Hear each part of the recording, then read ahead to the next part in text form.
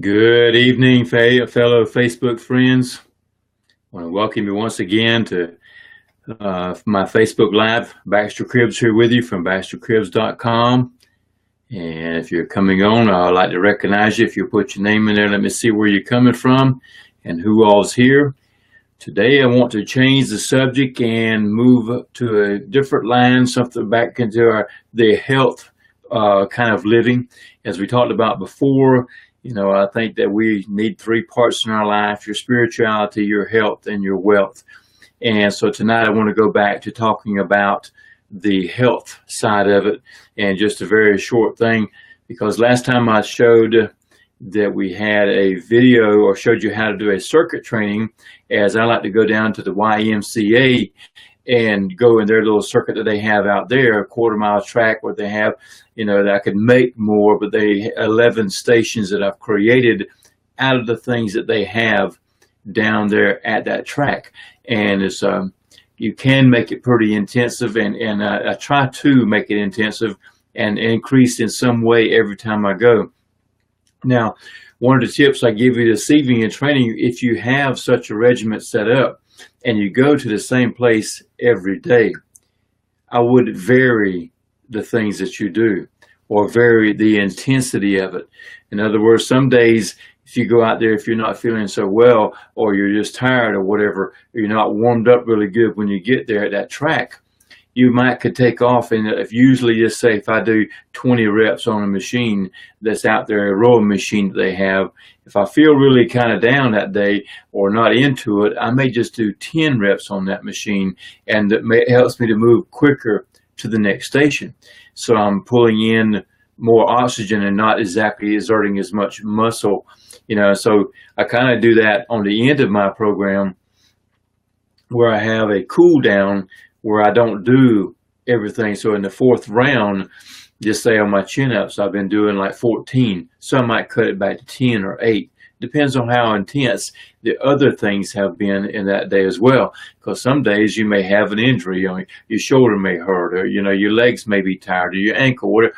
And so you adjust the workout to meet the things that you need. And so that's one tip today, is if you go every day to the same place, vary the exercises that you do. And we're going to talk about that just a little bit here in a minute, as I got a couple of things written down the board.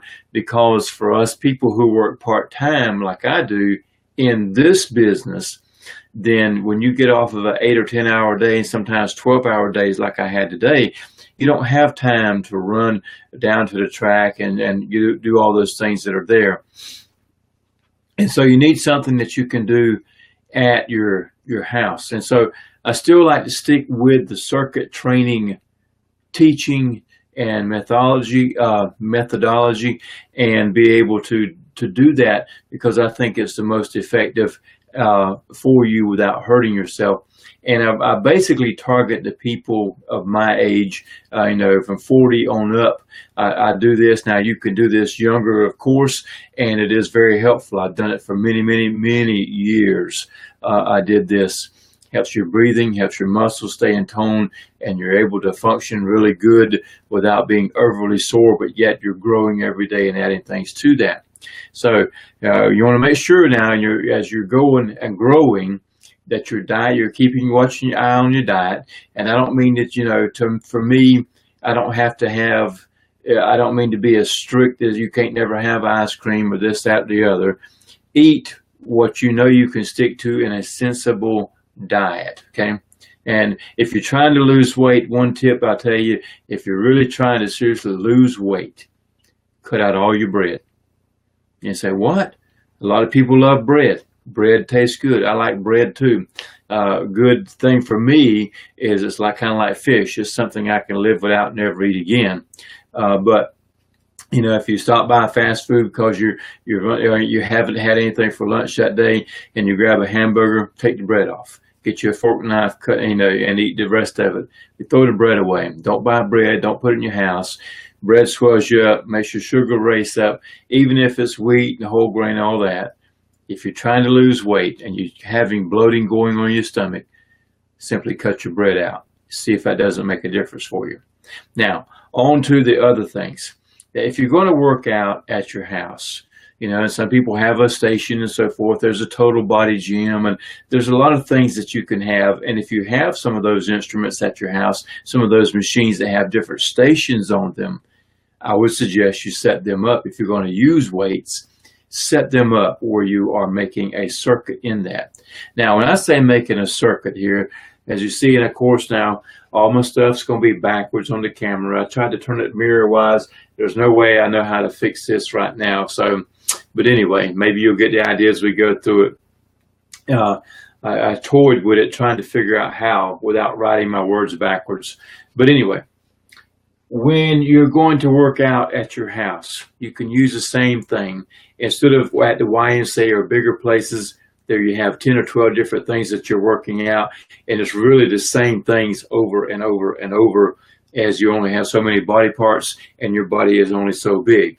So this, what you got to do is you want to make up, and I would say have 5 things that you want to do, and you can make 2 or 3 or 4 circuits if you want to at your house, or you can do one if you only have 5 minutes or 10 minutes to work out at your house. Simply set up your place and do this. And the idea here is, if you're going to use weights, or if you're going to use kettlebells or any kind of weight at all other than like a 2-pound can of food or a 5-pound bag of sugar, you know, and if you're going to do that, even at that, if you're not used to it, be very careful, because you can get sore really quickly.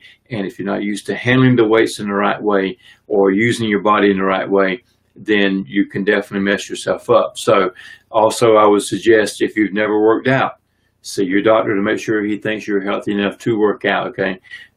Don't just jump out there unless you know yourself really good, okay? Be very careful. I'm trying to say that. Be very careful. Don't get hurt. It's so easy to do so if you're not used to doing it. But, okay, on to a circuit training. When I say circuit training, what we're doing is we're starting in one place, and you're going to do one set here.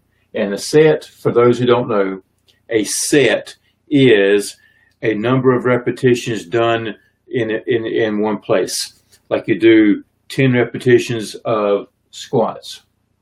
That's a set. A rep is one time, okay? One curl.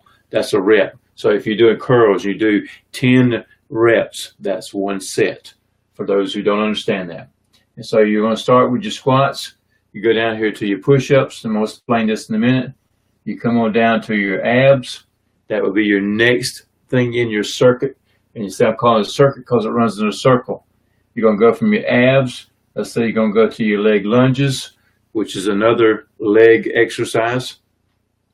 From leg lunges, you're going to go up here to pull-ups or chin-ups.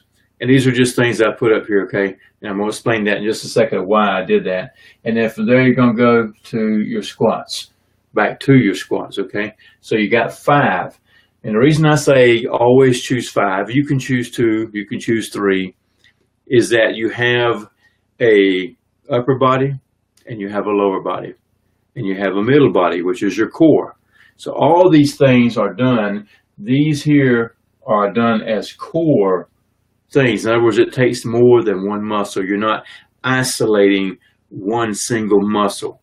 A concentrated curl, for instance, is that they put their elbow onto a bench, and you got a dumbbell, and you curl that one thing, and you're isolating your bicep.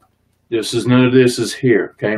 If you do these things like this, your biceps will actually get bigger if that's what you're after, and more defined if that's what you're after, by simply using your body weight in this fashion here. And that's why I like body weight, because you can control it and you can get a lot out of it over the whole body at one time, which makes this, if you done this in 5 minutes or 10 minutes and you was able to get 2 or 3 or 4 sets in it, you would see a difference in the way you feel and the way you act. Now, let's go back. After you warm up a little bit, now I always say to myself, I don't really need a warm up. If I'm using my body weight, then I'm warming up. My first set with my body weight is my warm-up. Whether I'm doing squats or whether I'm doing leg lunges over here, like at my bench at the place where I go to, there's a cement pad stand on. I step backwards off of one leg and let one leg pull down, go up. Now do 20 repetitions. That time, by the time you get through that, you're warm. Move on to the next station. Same idea here. Squats now. Let's start out with squats. And because squats covers the biggest muscles in your body, and that is your quadriceps and your legs, and also your buttocks, which is your gluteus maximus, I believe is pronounced correctly. And so that are the two major ones. Now, it involves a lot more if you hold your body tight, if you keep your position right, whether you come up on your toes or not, because there's Hindu squats, there's kettlebell squats, you know, where you pull it up under your shoulders. There's a, I forgot where you hold it. So you hold it, the ball in your hand, and you squat down with it like so. There's just free form squats. There's all kind of squats you can do, whatever you can do. Some people can't squat but just like a quarter of the way down because they have bad knees or a bad back or whatever. Whatever you can do, that's what you do. Start with that. That's your biggest muscle. That gets the blood flowing from the top of your head to the bottom of your toes, and you get warm. But also, if you're getting tired, you've already exercised the major muscles, which develops core strength, which develops leg strength, burns calories, you know, blah, blah, blah, all those good things that are involved with that. Now, I choose to go over here. Let's just say you've done 10 reps right here, and you go over here to the push-ups. Again, there's a variety of push-ups. If you can't do a full body push-up on your hand, get on your knees, you know, and do that. If you can't get all the way down your knees, get on a chair to where your upper body, you're not all the way on the floor. There's all kind of angles and different things to allow for the condition you are in, but whatever it is, you move. And so I'm going from the bottom, your legs, up here to the top.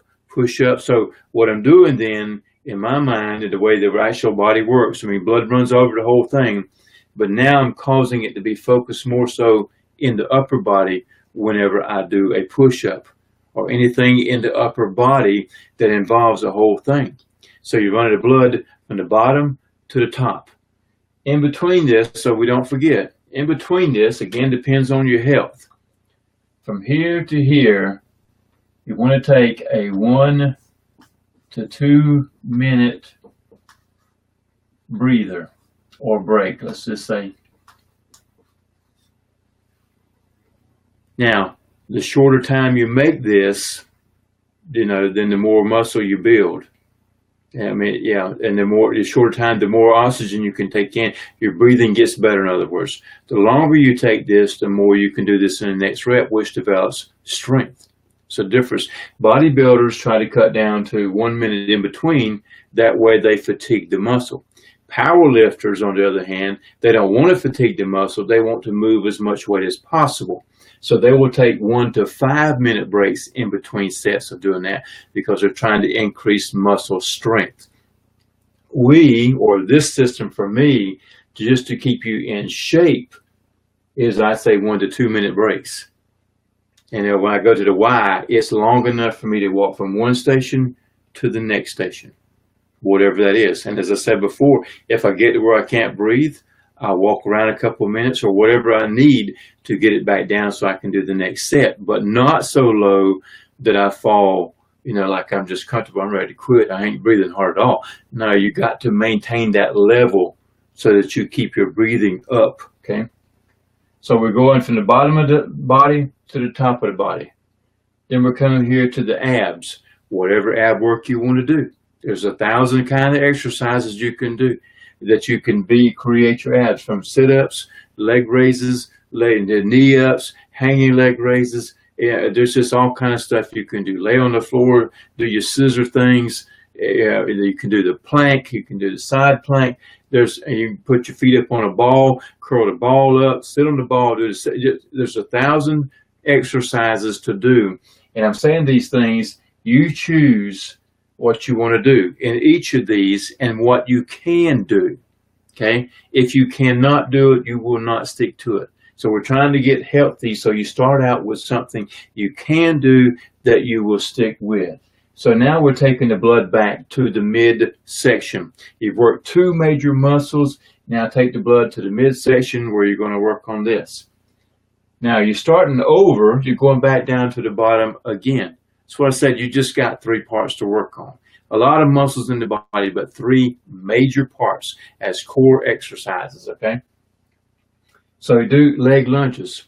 Now you can do leg lunge, you can step forward and push yourself back up with one leg. You can step back and push yourself forward. Or whatever you want, however you need to do this here. You can hold weights in your hand and step down, do that. It's basically a one-legged squat, but yet not a one-legged squat because you're in control with one foot.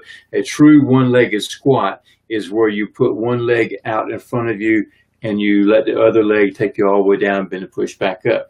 They call them pistol squats. They call them different things. That's a true one-legged squat. Most people can't do that. That's a very, very serious, and it creates a lot of balance in you. And that leg is explosive, you know, training that.